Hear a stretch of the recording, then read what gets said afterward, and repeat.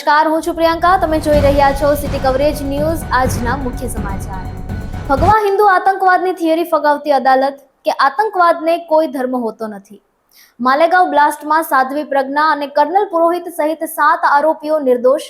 2008ના Malegaon blast કેસમાં 17 વર્ષ પછી આવેલા ચુકાદામાં ખાસ નેશનલ ઇન્વેસ્ટિગેશન એજન્સી અદાલતે ભાજપના પૂર્વ સાંસદ પ્રજ્ઞાસિંહ ઠાકુર તથા લશ્કરના પૂર્વ લેફ્ટનન્ટ કર્નલ પ્રસાદ પુરોહિત સહિત તમામ 7 આરોપીઓને નિર્દોષ જાહેર કર્યા છે. નાસિકના માલેગાંવમાં 29 સપ્ટેમ્બર 2008ના થયેલા બોમ્બ વિસ્ફોટમાં 6 લોકોના મોત થયા હતા અને 100થી વધુ ઘાયલ થયા હતા. જેમાં આજે ખાસ એનઆઈએ કોર્ટે આપેલા ચુકાદામાં આરોપીઓ સામે કોઈ પણ અપરાધ સાબિત થતો ન હોવાનું જણાવ્યું હતું. આ બોમ્બ ધડાકાને હિન્દુ અને ભગવા આતંકવાદ તરીકે બદનામ કરાયો હતો. આ સમગ્ર કેસ 18 વર્ષ ચાલ્યો અને 5 ન્યાયમૂર્તિઓ બદલાયા હતા અને હાલના ન્યાયમૂર્તિ A.K. લાહોટી પોતાનો ચુકાદો આપી શકે તે માટે તેમની નિવૃત્તિ વય મર્યાદા ખાસ કેસમાં વધારાઈ હતી. આજે અદાલતે 4528 પાનાનો પોતાનો ચુકાદો આપ્યો હતો, જેમાં કુલ 323 સાક્ષીઓને તપાસાયા હતા અને 37 તેમાં હોસ્ટાઇલ જાહેર થયા હતા. સિટી કવરેજના સટીક અહેવાલ મુજબ ભવનાથ મંદિરમાં વહીવટીદારની નિમણૂક, જેમાં વહીવટીદારે જણાવ્યું કે મહાશિવરાત્રી મેળા અને લીલી પરિક્રમામાં શ્રદ્ધાળુઓ માટે નવી સુવિધાઓ ઊભી કરાશે.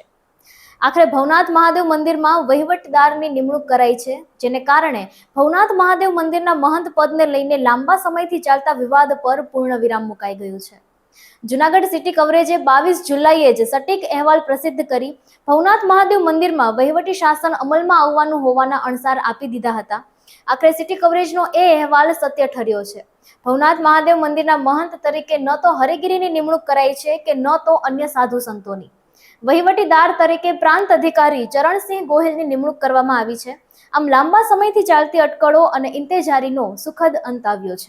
માનનીય કલેક્ટર સાહેબના હુકમથી ભવનાથ મંદિર ટ્રસ્ટના વહીવટદાર તરીકે અમારી નિમણૂક થયેલી છે.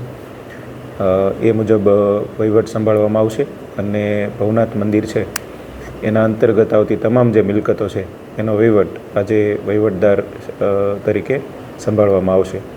ભવનાથ મંદિરમાં માનનીય રાજ્ય સરકાર, માનનીય મુખ્યમંત્રી સાહેબ દ્વારા કલેક્ટર સાહેબને મળેલી સૂચનાઓ અને એ અન્વયે અમને મળેલી સૂચનાઓ પ્રમાણે ઉચ્ચ કોટીની સ્વચ્છતા પણ જાળવવામાં આવશે.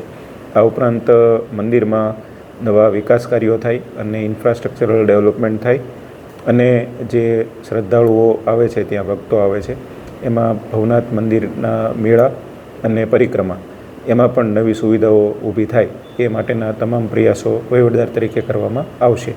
આ નિમણૂક છે એ રેગ્યુલર મહંતની નિમણૂક થાય એમાં સમય લાગે તેમ હોય. હાલ વચગાળાનો જે વહીવટ છે એ સારી રીતે ચલાવી શકાય એના માટે થઈ અને વહીવટદારની નિમણૂક જિલ્લા કલેક્ટર સાહેબ દ્વારા કરવામાં આવેલી છે. પ્રેમગીરી અતિથિ ભવન છે એ પણ ભવનાથ મંદિરની જ મિલકત છે અને ભવનાથ મંદિરના જે મિલકત છે એમાં જ આવેલું છે. એનો પણ કબજો સંભાળ લેવામાં આવશે અને ભવનાથ મંદિર ટ્રસ્ટની જેટલી પણ મિલકતો છે એ બધી મિલકતોનો વહીવટ હવે વહીવટદાર મારફતે જ થશે. ભવનાથ મંદિર નીચે ભવનાથ મંદિર મુચકુંદ મહાદેવનું મંદિર છે, એ મંદિર, પ્રેમગીરી અતિથિ ભવન, આ તમામ મિલકતો છે એ ભવનાથ મંદિરના હેઠળ આવશે. જૂનાગઢના 1 થી 15 વોર્ડમાં 45 લાખના ખર્ચે મેટલ નાખી અને ખાડા બુરાયા. બાંધકામ ઇજનેરે જણાવ્યું કે હજુ ખાડા હશે તો નવા વર્ક ઓર્ડરથી કામગીરી કરાશે. જૂનાગઢ મહાનગરમાં ભૂગર્ભ ગટર, પાણીની લાઈન, ગેસની લાઈનને કારણે રસ્તા તોડવા પડ્યા હતા. રસ્તા તૂટ્યા બાદ પડેલા ખાડાને બુરવામાં આવ્યા હતા, પરંતુ ચોમાસાને કારણે રસ્તાઓમાં વધુ ખાડા પડી ગયા હતા, જેને કારણે 45 લાખના ખર્ચે શહેરના 1 થી 15 વોર્ડમાં મેટલ નાખી અને રસ્તાના ખાડા બુરવામાં આવ્યા હોવાનું બાંધકામ શાખાના કાર્યપાલક ઇજનેર જયેન્દ્રસિંહ ઝાલાએ જણાવ્યું છે. ખાસ કરીને ઝાંઝરડા રોડ, બહાઉદ્દીન કોલેજ, કડિયાવડ, તળાવ દરવાજા વિસ્તાર, લીમડા ચોક, જનકપુરી સોસાયટી સહિતના વિસ્તારો મળી દરેક વોર્ડમાં રસ્તામાં પડેલા ખાડાને પૂરવાની કામગીરી હાથ ધરવામાં આવી હતી. એજી સ્કૂલનું ગ્રાઉન્ડ વાહન પાર્કિંગ માટે ખુલ્લું કરાયું, પણ ગેટ પાસેની ગંદકી ન હટાવાઈ. જૂનાગઢ મહાનગરપાલિકા પાછળ આવેલ એજી સ્કૂલનું ગ્રાઉન્ડ વાહન પાર્કિંગ માટે ખુલ્લું મૂકવામાં આવ્યું છે, પરંતુ એજી સ્કૂલના ગેટ પાસે જ ગંદકીના થર જામ્યા છે. લાંબા સમયથી અહીં કચરો ગંદકી પડી છે, પરંતુ આ ગંદકી કે કચરો દૂર કરવાની તસ્દી લેવામાં આવતી નથી. પરિણામે વાહન ચાલકોને પણ વાહન પાર્કિંગ કરવા માટે ગંદકીમાં થઈને પસાર થવું પડે છે. અત્યંત દુર્ગંધ મારતો કચરો અને ગંદકીને કારણે વાહન ચાલકોને વાહન પાર્કિંગ કરવા જવામાં પણ મુશ્કેલી પડે છે. ત્યારે જવાબદાર તંત્રએ અહીંથી ગંદકી દૂર કરાવવી જોઈએ. જૂનાગઢના મલાઈદાર રોડ. જૂનાગઢ શહેરમાં વિવિધ વિકાસ કામો કરતી એજન્સીઓ માટે રોડની કામગીરી મલાઈદાર બની રહી છે, કારણ કે આ રોડના કારણે જ એજન્સીઓ તગડી કમાણી કરી રહી છે. સૌપ્રથમ ભૂગર્ભ ગટર, પાણીની લાઈન, ગેસની લાઈન નાખવામાં કમાણી કરે છે. પછી તૂટેલા રોડમાં ખાડા પૂરવા મેટલ નાખવામાં કમાણી કરે છે. પછી રોડ બનાવવા માટે આ મેટલ કાઢીને તેને વેચી નાખી અને કમાણી કરે છે. અને છેલ્લે રોડ બનાવીને તેમાં પણ કમાણી કરે છે. આમ જૂનાગઢમાં કોન્ટ્રાક્ટરો માટે એક રોડ અનેક રીતે મલાઈદાર કમાણીનું માધ્યમ બની રહ્યું છે. જૂનાગઢની નેત્રમ શાખાએ ખોવાયેલો 1,70,950 નો મુદ્દામાલ શોધી કાઢી અને મૂળ માલિકને પરત અપાવ્યો છે. જૂનાગઢના 13 અરજદારોના મોબાઈલ ફોન, કિંમતી સામાનના બેગ, અગત્યના ડોક્યુમેન્ટ સહિત ₹1,70,950 નો મુદ્દામાલ ખોવાયો હતો. દરમિયાન જૂનાગઢની નેત્રમ શાખાએ તમામ મુદ્દામાલ શોધી આપી તેરા તુજકો અર્પણ અંતર્ગત તેમના મૂળ માલિકને પરત કર્યો છે. જૂનાગઢમાં નેત્રમ શાખા દ્વારા વિશ્વાસ પ્રોજેક્ટ અંતર્ગત સીસીટીવી કેમેરા ઇન્સ્ટોલ કરવામાં આવ્યા છે, જેમાં 24 કલાક મોનિટરિંગ કરવામાં આવે છે, જેની મદદથી કોઈ પણ બનાવ બને કે તુરંત જ ડિટેક્ટ કરવા તથા ટ્રાફિક મેનેજમેન્ટ પણ કરવામાં આવે છે. ત્યારે જૂનાગઢ ડીવાયએસપી AS પટણીના માર્ગદર્શનમાં નેત્રમ શાખાના PSI પ્રતિક મશરૂ અને સ્ટાફે તમામ મુદ્દામાલ શોધી મૂળ માલિકને પરત કરી પોલીસ પ્રજાનો મિત્ર છે તે સૂત્ર સાર્થક કર્યું છે. ગુજરાતમાં પ્રથમવાર રાજકોટ સબ રજિસ્ટ્રાર કચેરીમાં આઈટીનું મેગા સર્ચ. બિલ્ડર લોબીમાં ભારે ફફડાટ. રાજકોટ સબ રજિસ્ટ્રાર કચેરીમાં આવકવેરા વિભાગે કરી તપાસ, જેમાં 50 લાખથી વધુના દસ્તાવેજોની યાદી ઇન્કમટેક્સ વિભાગે એકત્ર કરી છે. દસ્તાવેજ નોંધણીમાં 50 લાખથી વધુના વ્યવહાર કરનાર બિલ્ડરો રડારમાં છે. મોડી રાત સુધી ચાલી આઈટી વિભાગના અધિકારીઓની સર્વેની કામગીરી અને સૌથી સમૃદ્ધ વિસ્તારોમાં થયેલા દસ્તાવેજોની વિગતો એકઠી કરાઈ. ગુજરાતની જીવાદોરી નર્મદા ડેમના સિઝનમાં પહેલીવાર 5 દરવાજા ખોલાયા. નદી કાંઠાના ગામોને એલર્ટ કરાયા. સરદાર સરોવર નર્મદા ડેમમાં પાણીની આવક સતત રીતે વધી રહી છે.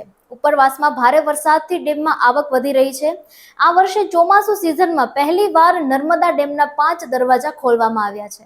આથી હેઠવાસમાં નર્મદા નદીના કાંઠાના ગામોને એલર્ટ પણ કરવામાં આવ્યા છે. હાલમાં ડેમની જળ સપાટી 131 મીટરને પાર કરી ગઈ છે, જે ઓવરફ્લોના માત્ર 7 મીટર દૂર છે. ઉલ્લેખનીય છે કે નર્મદા ડેમની મહત્તમ સપાટી 138.68 મીટર છે. ભારત પર 25% ટેરિફ પ્લસ પેનલ્ટી પણ લાદી. રશિયન ક્રૂડ ઓઇલ અને મિલિટરી સાધનોની ખરીદી બદલ 1 ઓગસ્ટથી પેનલ્ટી પણ લાગુ પડશે. વેપાર કરારમાં મડાગાંઠ વચ્ચેની આ નવી દિલ્હી પર દબાણ લાવવાની અમેરિકાની રણનીતિ. રશિયામાં આયાત માટે પેનલ્ટીનો સામનો કરનાર ભારત વિશ્વનો પ્રથમ દેશ બનશે. પદ્મ પુરસ્કારો માટે નામાંકન અને ભલામણો માટેની છેલ્લી તારીખ 15 ઓગસ્ટ સુધી લંબાવવામાં આવી છે. પુરસ્કારો માટે નામાંકન ફક્ત રાષ્ટ્રીય પુરસ્કાર પોર્ટલ પર ઓનલાઈન પ્રાપ્ત થશે. વર્ષ 2026 માટેના પદ્મ પુરસ્કારોની જાહેરાત પ્રજાસત્તાક દિવસ 2026ના રોજ કરવામાં આવશે. ઓસ્ટ્રેલિયા ડિસેમ્બરથી 16 વર્ષથી ઓછી ઉંમરના બાળકોને યુટ્યુબ એકાઉન્ટ બનાવવા પર પ્રતિબંધ મૂકશે. સોશિયલ મીડિયાને નિયંત્રિત કરવા માટે આ વિશ્વનું પહેલું પગલું છે. આ પ્રકારનો પ્રતિબંધ ટિકટોક, સ્નેપચેટ, ઇન્સ્ટાગ્રામ, ફેસબુક અને ટ્વિટર પર પહેલાથી જ લાગુ છે. સિટી કવરેજ ન્યૂઝના ડેઇલી અપડેટ માટે અમારી ચેનલને લાઇક કરો, શેર કરો અને સબસ્ક્રાઇબ કરો. આવતીકાલે મળીશું ફરી નવા સમાચારો સાથે. City coverage news Junagadh.